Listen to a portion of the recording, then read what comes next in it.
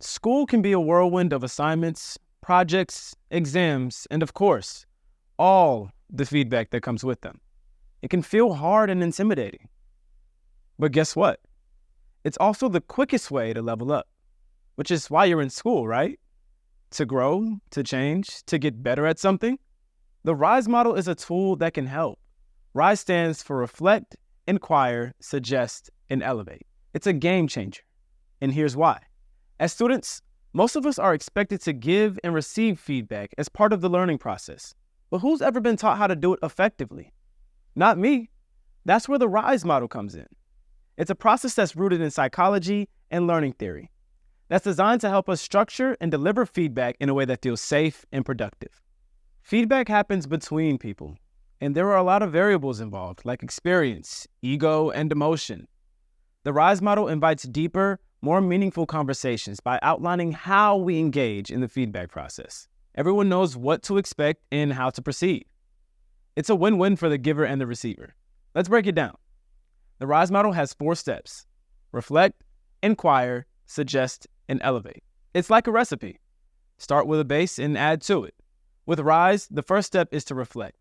When you reflect, you think about something and share what you remembered or what stood out to you.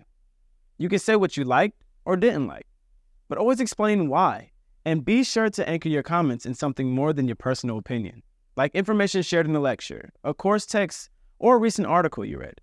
The second step with RISE is to inquire. This is where you can ask questions about anything that has piqued your interest or that needs clarifying. Get curious and stay open. You want to understand the context and approach so you can give feedback aligned with what's needed. The third step is to suggest, which is not about telling someone what they should do. It's offering ideas for improvement. Think of it as sharing strategies or considerations to help someone achieve the objective of the assignment or reach their goal for a project. And finally, elevate. That's the fourth step. This is where you can help imagine what could be. You offer ideas beyond the assignment for future iterations or similar scenarios. It's about being forward-thinking. Some people have a hard time making a distinction between suggest and elevate levels. I like to think of it this way. Suggest is to offer ideas for now, and elevate is to offer ideas for later. As a shared process, RISE helps you structure and deliver feedback in a way that centers a goal. If you're at a loss for what to say, use the starter stems to get you going. This will help alleviate the fear of not knowing what to say, how to say it, or worse, hurting someone's feelings in the process. Using RISE helps create a culture of feedback, one where everyone knows what to expect and how to participate. It offers training wheels as you're developing these important communication skills, which is a real confidence boost. And when you're not paralyzed with anxiety or mute with fear, you can really start to appreciate feedback and its power to give voice to our unique perspectives.